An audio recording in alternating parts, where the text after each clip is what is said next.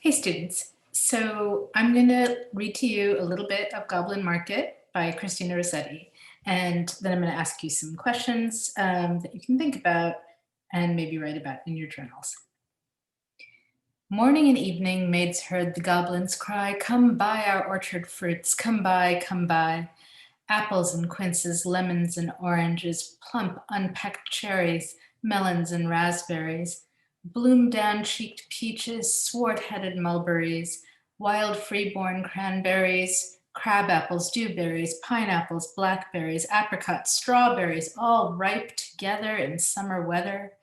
Morns that pass by, fair eves that fly, come buy, our grapes fresh from the vine, pomegranates full and fine, dates and sharp bullaces, rare pears and greengages, damsons and bilberries, taste them and try, currants and gooseberries, bright fire-like barberries, figs to fill your mouth, citrons from the south, sweet to tongue and sound to eye, come buy, come buy.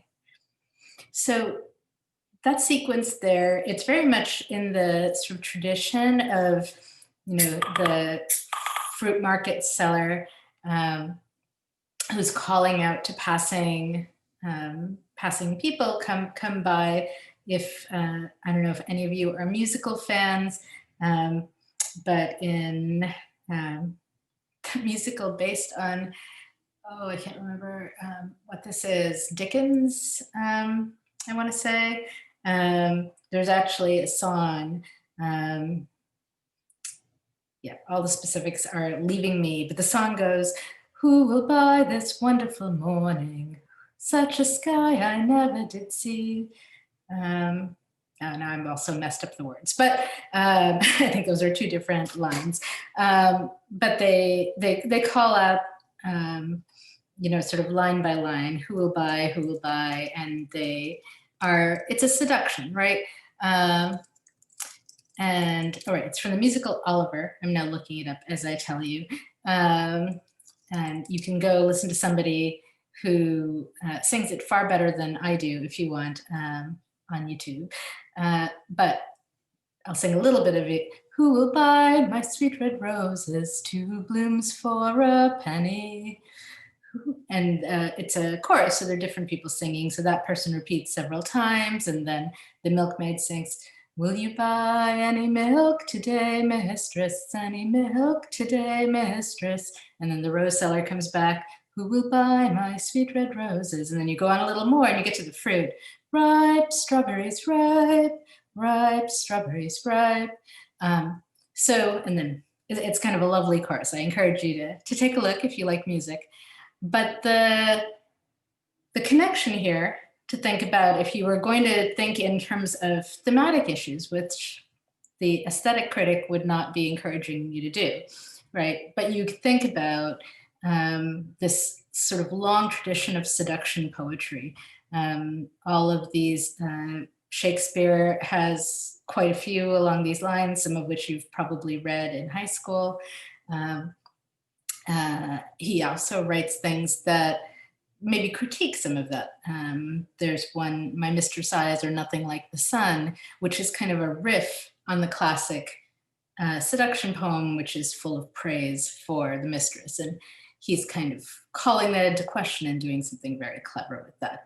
So when we think about literature as a kind of conversation of people responding to each other and what's been done before, you could definitely read Goblin Market as being part of that long tradition, I think. You could also, though, kind of step back from that and just focus on what they're doing, what Christina Rossetti is doing with the language, right? So much of the poem are just specific words about fruit. It's dead of winter in Chicago right now, so thinking about summer fruit is certainly tempting. Apples and quinces, lemons and oranges, plump unpecked cherries.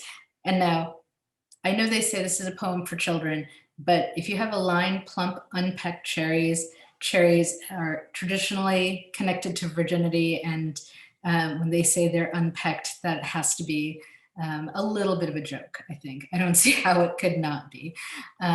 Sometimes you embed jokes for the adults reading, even if you do mean it to be for kids, right?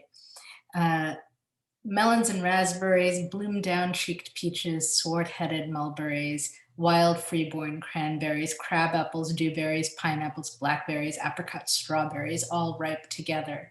So the way those fruits kind of pile up and they tumble along, and you are just invited to luxuriate in that fruit. Um, you could think about this poem basically in those terms, and um, yeah, and just kind of enjoy it. And then you might not want to do a critical reading. You might not want to think about what Lizzie and Laura are doing, how Lizzie Laura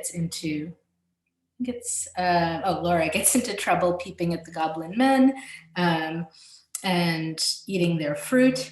Um, the lines where she starts eating are really very sexy. And then Lizzie manages to save Laura and bring her back through a very interesting sequence in which the goblins like try and shove the fruit into her mouth. And she refuses, and she's like smeared with fruit, and she goes back and her sister like licks the fruit off of her face. Kind of an interesting poem. So I'm not quite sure how I could do a purely aesthetic reading of it without starting to talk about some of these other aspects. But those are some things to think about as you look at Goblin Market. Okay.